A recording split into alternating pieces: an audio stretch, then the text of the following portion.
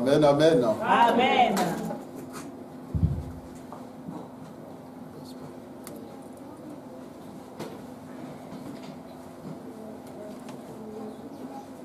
Amen. Amen, amen, amen. Amen. Amen, amen. Amen.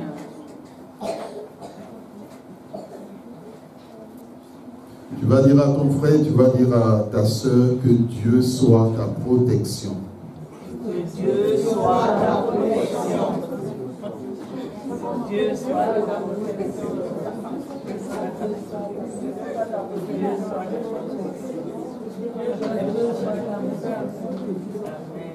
Amen. Amen. Bien-aimés dans le Seigneur, nous devons continuer l'œuvre d'évangélisation.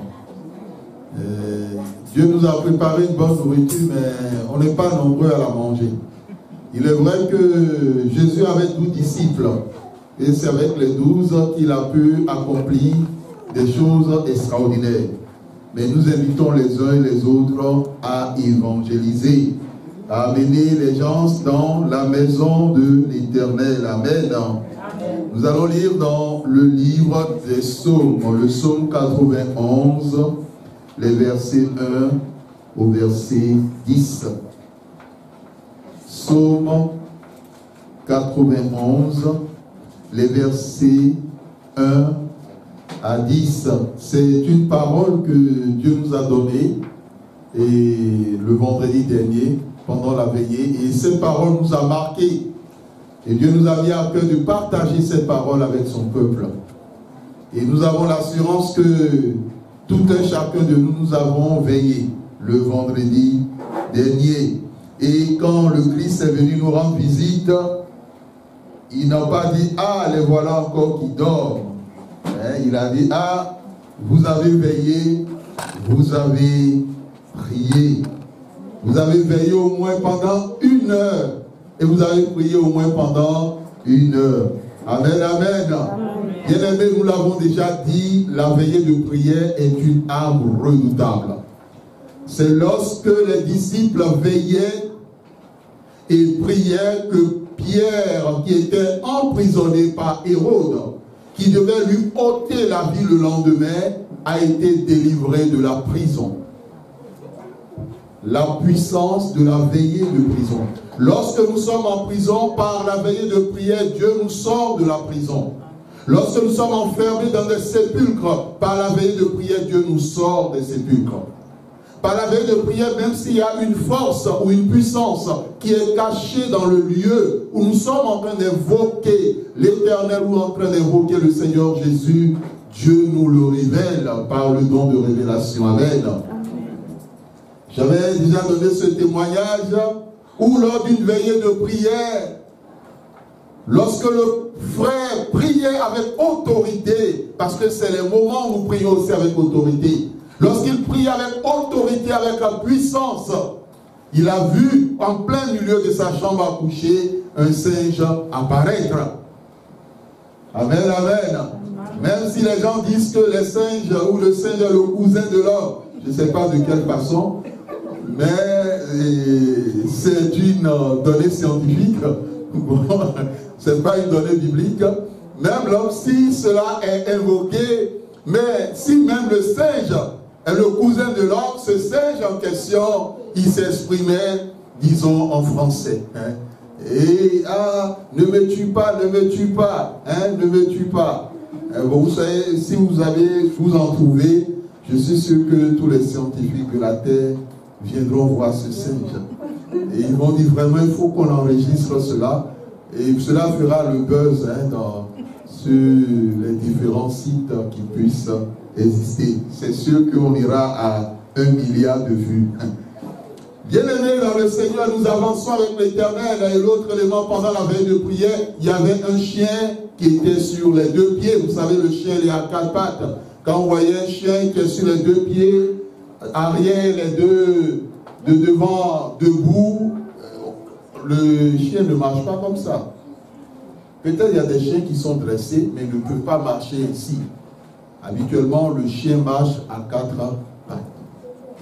Mais un chien qui est debout, qui fixait, qui regardait, qui s'intéressait à tout ce qui se passait. Mais des choses qui sont révélées au travers de la puissance de la veille de prière. Il est vrai que Dieu nous a dit, il y a plusieurs qui ne le font pas. Il est de notre devoir de dire aux enfants de l'Éternel que c'est une nécessité.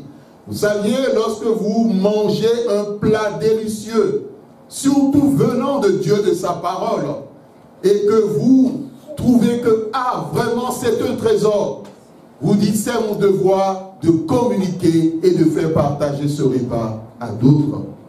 Nous avançons, nous allons écouter le psaume 91, verset 1 à 10. Je lis la parole de Dieu.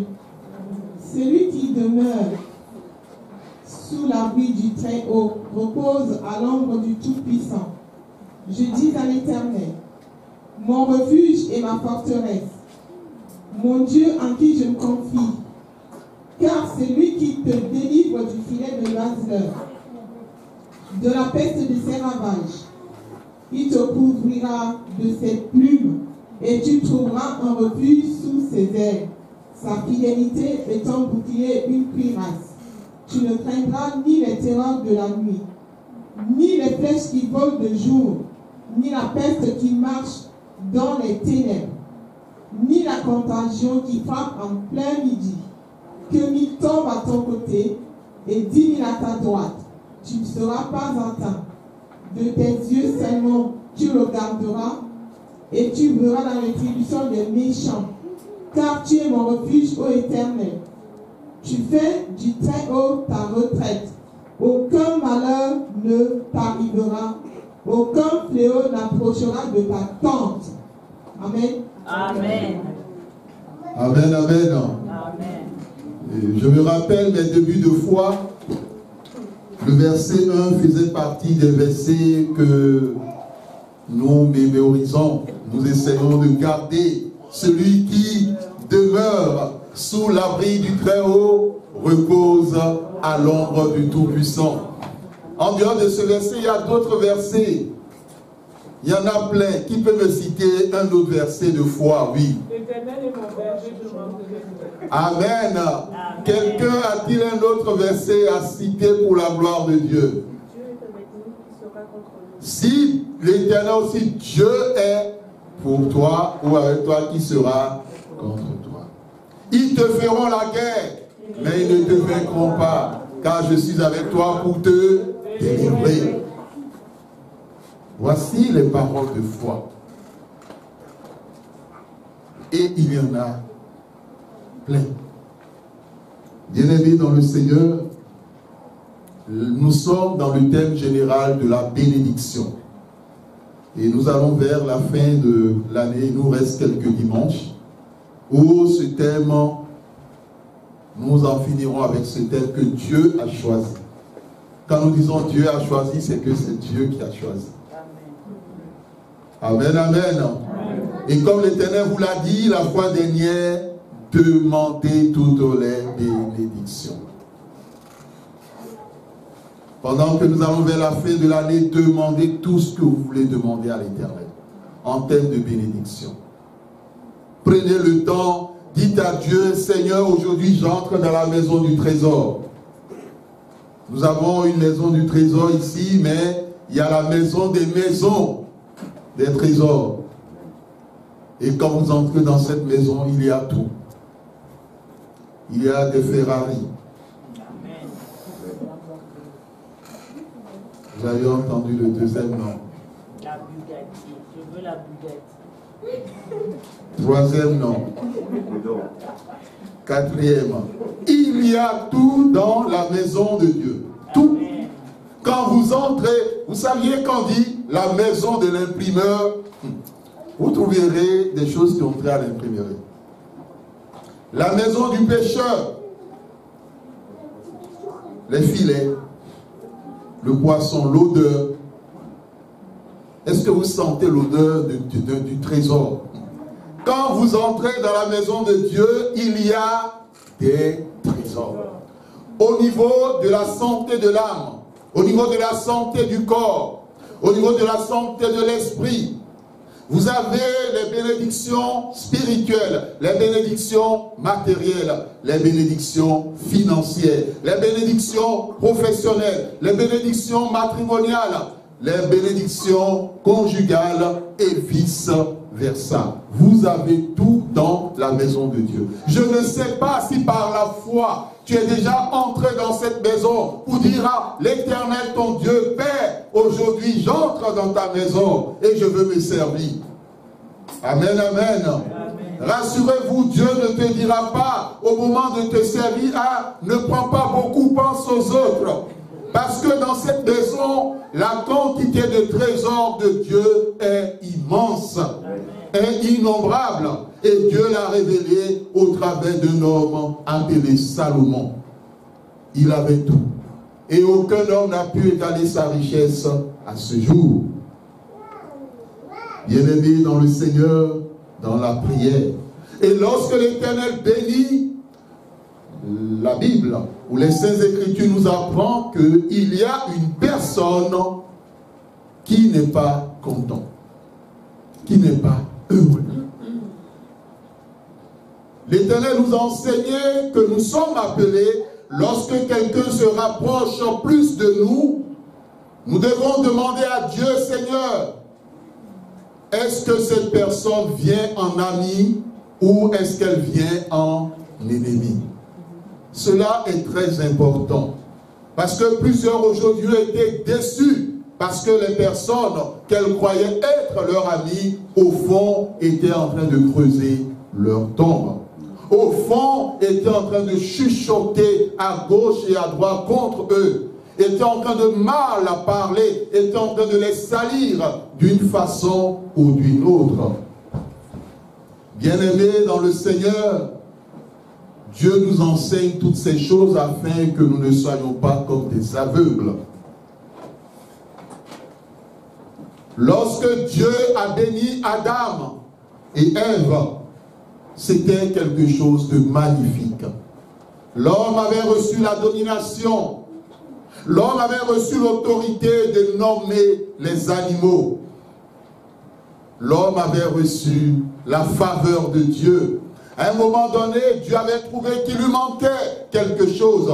Je ne sais pas ce qui te manque cet après-midi, afin que ta joie soit parfaite, afin que ta joie soit pleine. Mais sache une chose, quel que soit ce qui te manque, Dieu a le pouvoir de te le donner. Amen. Dieu a le pouvoir de te l'accorder. Il y a des personnes qui passent leur temps derrière d'autres. Aide-moi, donnez-moi ceci, faites ceci, faites ceci.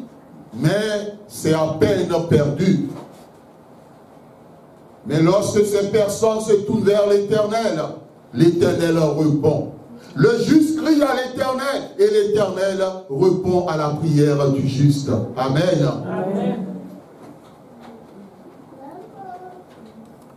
Dieu peut parler dans le cœur des gens afin que ces personnes deviennent en aide. Ne compose pas sans Dieu lorsqu'il s'agit de la bénédiction. J'ai donné ce témoignage où à un moment donné, j'avais demandé un document très important qui concernait les 10 ans dans le cadre du titre de ce jour. Et au moment où je déposais le dossier, la dame a dit, monsieur, ne vous dérangez pas. Vous n'avez pas un CDI, vous avez un CDD. Ce dossier n'aboutira pas. Ce n'est pas la peine de le déposer. Je vous le dis d'avance, nada, rien.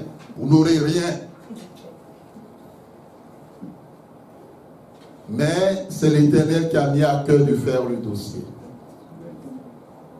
Lorsqu'on vous parle de la sorte, vous êtes partagé. Mais le plus important, c'est d'écouter la voix de l'Éternel. Vous savez, quelquefois, votre bénédiction peut être devant vous. Mais les hommes vont vous décourager. Les hommes feront tout pour que vous dites, bon, on laisse tomber. Surtout ceux qui, dans leur vie, ont rencontré beaucoup de difficultés ou des conflits avec des humains, soit dans leur famille ou hors de leur famille. quand ils veulent tendre à une bénédiction et qu'ils sont confrontés à des obstacles, ils se disent c'est pas la peine. Parce que le diable a déjà enregistré cette attitude dans leur vie. Vous savez, lorsque Dieu vous promet une bénédiction, personne ne peut vous l'arracher. Personne ne peut vous la prendre. Lorsque Dieu bénit, la Bible dit que la bénédiction de Dieu est éternelle. La bénédiction de Dieu restera avec toi jusqu'au bout. Mais la seule chose que les ténèbres savent et que les humains savent, c'est que les ténèbres ou les humains peuvent t'amener toi-même à dire, bon, si ça n'est ainsi, je ne veux plus de cette bénédiction. Simplement parce qu'il y a des difficultés, parce qu'il y a des obstacles. Mon frère, ma soeur, lorsque tu tiens ferme dans la foi, tu es ferme dans la parole de Dieu, la parole de Dieu, elle était avant que tu ne naisses. Elle était au commencement. Et la parole de Dieu, elle ne passera pas. Toutes choses passeront. Des présidents sont passés. Des empereurs sont passés. Des royaumes sont passés. Des nations sont passées. Mais la parole, elle est restée. Et elle restera toujours. Amen. Elle est vivante. Elle est vraie. Et elle s'accomplit toujours. Et ce que Dieu te dit est une évidence. Ne renonce plus jamais à ta bénédiction. Est-ce dans le domaine matrimonial, quel que soit le nombre d'années que tu as, ne renonce pas à cette possibilité avec Dieu de te marier un jour. Ne renonce pas à cette possibilité d'avoir une stabilité et une élévation dans ta vie professionnelle. Ne renonce pas à cette possibilité de pouvoir connaître une santé véritable. Parce qu'avec Dieu, tout est possible. Amen.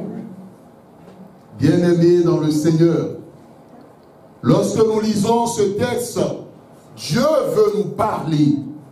Il a utilisé le psalmiste pour attirer notre attention sur une réalité. Oui, nous voulons la bénédiction et Dieu est fidèle pour nous bénir. Mais Dieu nous avertit que Lucifer est là. Le tentateur est là. Satan est là. Que tu le veuilles ou pas, il existe. Les maçonniques l'invoquent. Ceux qui sont dans les ténèbres l'invoquent. Les sorciers l'invoquent. Et c'est de lui qu'ils tirent toute leur puissance et leur pouvoir. La parole de Dieu. La Bible en parle. Peut-être quelqu'un peut te dire, bon, le diable, ce sont des histoires. Mais Jésus, lui, ne te dira pas ça. Il ne te dira pas cela. Précisément. Dieu ne te le dira pas. Mais un esprit mauvais peut te dire, non, ce sont des histoires, cela. Et les esprits de mauvais peuvent passer par des gens pour te parler. J'avais déjà donné ce témoin lorsque une dame avait la conviction que Dieu, un jour ou l'autre, lui donnerait un enfant. L'enfant ne venait pas. Elle était allée voir le médecin avec son époux. Et le médecin, après les différentes analyses, le gynéco a sorti toute une paquerasse en disant, Madame, vous ne pouvez plus être enceinte. Mettez de côté ce rêve, cela n'arrivera jamais. Et cette sœur chrétienne a dit, tais-toi Satan. Bien-aimée dans le Seigneur, elle savait qui elle adore. Et elle savait que Dieu ne pouvait pas lui donner une parole, une telle parole. Et que cette parole ne pouvait pas venir de Dieu. Et quand elle a dit, tais-toi Satan, le médecin a reculé d'un seul trait et c'est comme s'il se réveillait d'un sommeil. Par la suite, elle a conçu et elle a enfanté. Les hommes ont dit, mais qu'est-ce que Dieu a dit?